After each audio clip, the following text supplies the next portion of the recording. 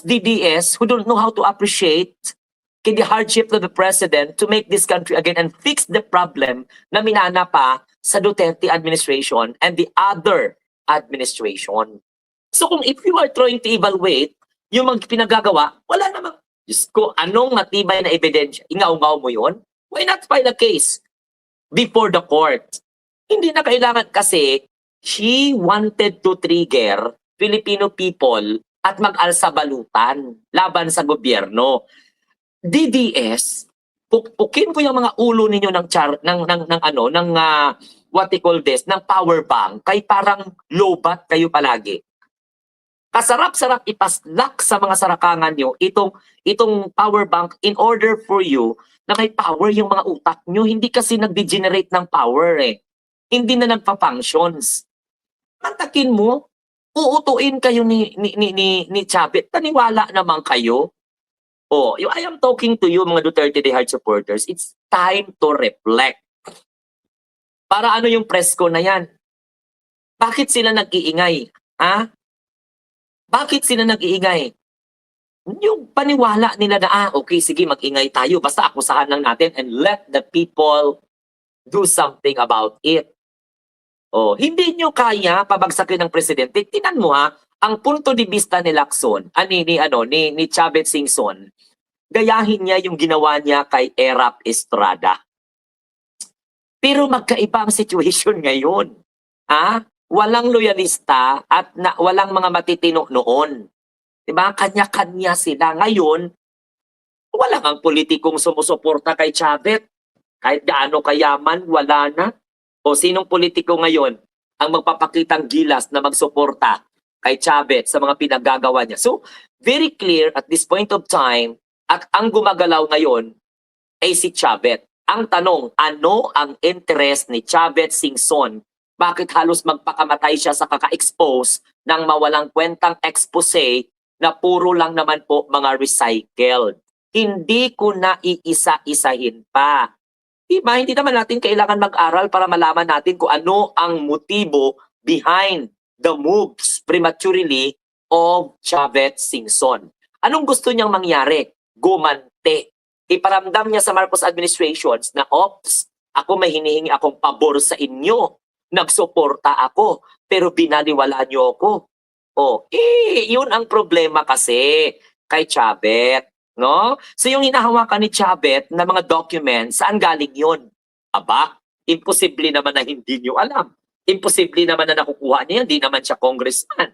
Isilibesti nga, nakukuha niya yan, questionable pa. Diba? So, hindi na katulad ng dati ang mga Pilipino na bigyan mo ng chismis, agad-agad maniwala sa'yo, lalo na sa issue ng politika. Very critical po ang mga Pilipino ngayon. Kasi nakasalalay po ang kinabukasan ng ating bansa. So hindi kayo nag-iisip. Tapos alam nyo, file ng kaso daw ang mastermind ay si PBBM. Kaiho di punggol sa inyo. Paano magiging ang mastermind, i-expose niya ang kanyang maling gawa? Gago ba kayo? Given hypothetical question, hypothetical, for example, in this instance, kung mastermind si Pangulong Bongbong Marcos, bakit buksan niya yung investigation na siya po ang mananagot? Tsaka wala namang ibang ituturo kundi siya talaga. No? Kasi sabi ng mga DDS, accountability, accountability. Remember, each department has its own department heads. Because they cannot easily convene the president. Kung ano po yung mga katiwalian na gusto nilang gawin. Most talaga na nangyayari dyan, ang mga negotiations sa mga department heads. And the department heads subject to be investigated. Yan ang ginagawa ngayon ng administrasyon na kung saan nakakakuha ba ng support mula sa mga destabilizers. Hindi. Because they really focus on what? Destabilizing the government. Akala kasi nila, kaibiganin natin to si Lacson, si Chavez Singson, na si Manong Chavez, kaibigin natin ito, hala punta tayo sa press con, hala daluhan natin ito. Hindi, it will not be amplified.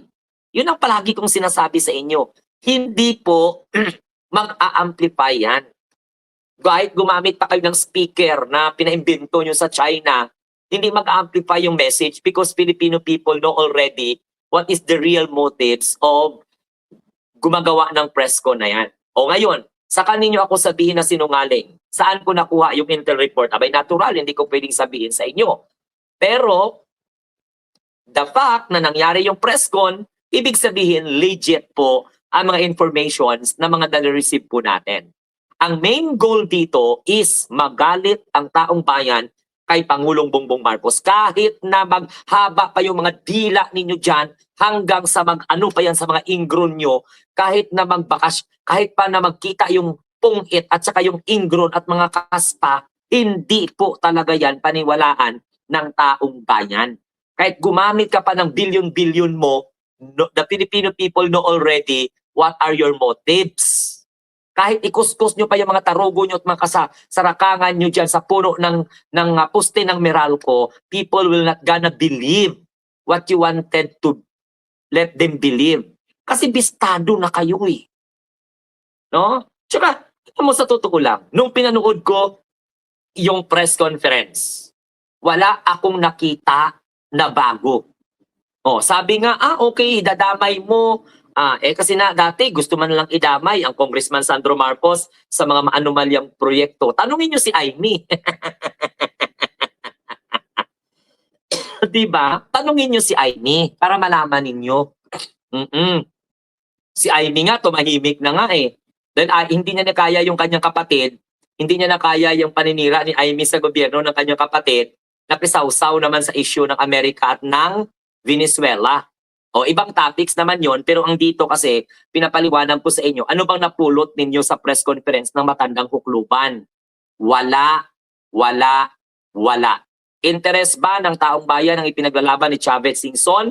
Hindi, hindi, hindi. Paano natin nasabi yan? Kasi yung mga kinalap niya na mga tawag nito, mga information, clippings, mga videos na nilagyan mo lang ng mas magaling pa nga mag-present yung aking estudyante when it comes to video presentations. Kasi you know what? I am not good in making video presentation because I am not a technical person. But I can say na mas magaling pa yung output ng estudyante ko when it comes to preparation ng kanyang presentation kumpara po sa presentation ni Chavez.